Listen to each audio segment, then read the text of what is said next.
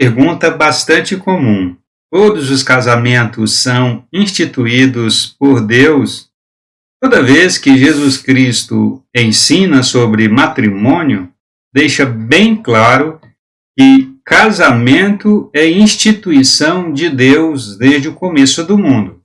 No Evangelho de Mateus, capítulo 19, verso 5, Jesus Cristo define casamento com base no livro de Gênesis, capítulo 2, verso 24. Deixará o homem pai e mãe e se unirá à sua mulher, tornando-se os dois uma só carne. A palavra usada por Jesus Cristo para casamento é sinézelken, que é a união do homem com a mulher, tornando-se uma só carne.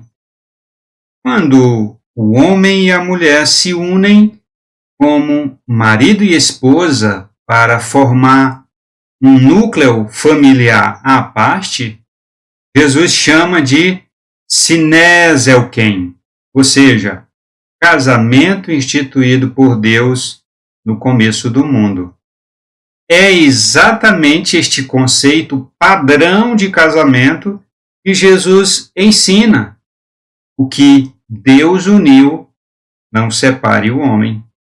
Ou seja, não existe separação. Este conceito de casamento por Jesus Cristo exclui qualquer outra forma de ajuntamento sexual homem e mulher. O que foge a este conceito de casamento é imoralidade sexual, depravação sexual, degeneração sexual. O conceito de casamento ensinado por Jesus Cristo é o conceito puro, sem nenhuma adulteração.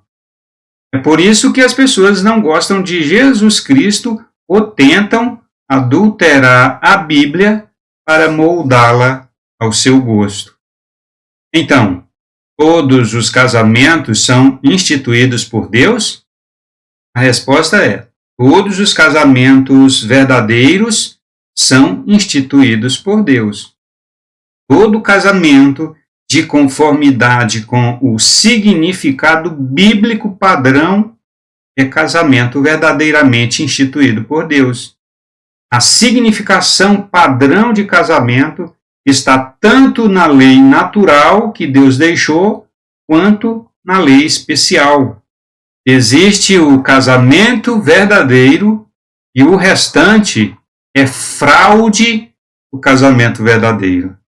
Agora, se a pergunta todos os casamentos são instituídos por Deus for substituída pela pergunta todos os casamentos são de conformidade com o prazer de Deus, a resposta é não. Deus não tem alegria em muitos casamentos.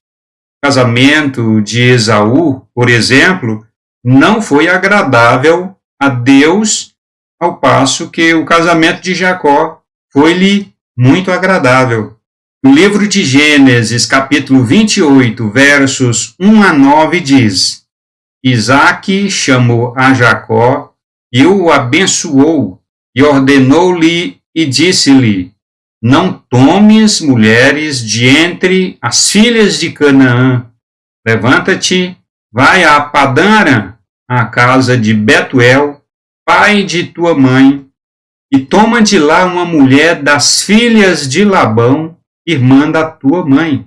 E Deus Todo-Poderoso te abençoe e te faça frutificar e te multiplique para que sejas uma multidão de povos, e te dê a bênção de Abraão, a ti e a tua descendência contigo, para que em herança possuas a terra de tuas peregrinações que Deus deu a Abraão.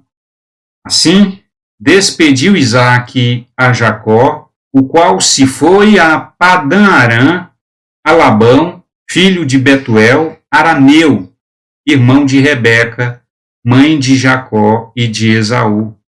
Vendo, pois, Esaú que Isaque abençoara a Jacó e o enviara a Padã-Arã para tomar mulher para si, e que o abençoou e lhe ordenara, dizendo: não tomes mulher das filhas de Canaã, e que Jacó obedecera a seu pai e a sua mãe, e se fora a Padã-Arã. Vendo também Esaú que as filhas de Canaã eram más aos olhos de seu pai, foi Esaú a Ismael e tomou para si por mulher, além das suas mulheres, a Maalate, filha de Ismael, filho de Abraão, irmã de Nebaiote. Esaú e Jacó eram irmãos gêmeos. Esaú se casou com mulheres cananeias e agora se casou com mulher ismaelita.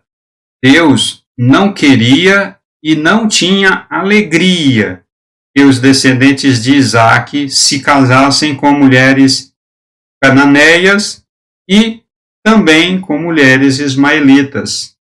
No livro de Gênesis, capítulo 26, versos 34 a 36, está escrito: ora, sendo Esaú da idade de 40 anos, tomou por mulher a Judite, filha de Beeri Eteu, e Basemate, filha de Elon Eteu, e estas foram para Isaque e Rebeca, seus pais, uma amargura de espírito. No capítulo 28, versos 7 a 9, vendo também Esaú que as filhas de Canaã eram más aos olhos de Isaque, seu pai, foi Esaú a Ismael e tomou para si por mulher, além das suas mulheres cananitas, como a Maalate, filha de Ismael. Isaque, pai de Esaú e de Jacó, tinha muito desgosto de seu filho Esaú se casar com mulheres cananitas e ismaelitas. Todos os casamentos são de acordo com o prazer de Deus? Não. Deus não tem alegria em casamentos que não acontecem de conformidade com a vontade prazerosa de Deus. Os cristãos têm que saber que precisam se casar de conformidade com os mandamentos de Deus. O prazer de Deus é que os cristãos façam isso. Para concluir, a união homem e mulher só é casamento se estiver de conformidade com o significado bíblico padrão. Mesmo a união homem e mulher sendo de conformidade com o significado bíblico padrão, Deus pode ter prazer ou não neste casamento. Tem cristãos que se casam verdadeiramente, mas Deus não tem prazer, porque o casamento, ainda que legítimo, ainda que o casamento original, como instituição divina desde o começo do mundo, não aconteceu de conformidade com os mandamentos específicos de Deus. Os cristãos precisam entender que existe o mandamento inicial, original, do início, o mandamento padrão do começo, e existem os mandamentos específicos, especiais. Os cristãos precisam entender que não basta se casar de conformidade com o conceito padrão de casamento. É necessário também se casar de conformidade com os mandamentos específicos e especiais de Deus. Deus abençoe você, abençoe o seu casamento, abençoe o seu cônjuge, abençoe a relação de vocês, a relação conjugal, familiar. Deus abençoe toda a sua casa, toda a sua família. Valeu!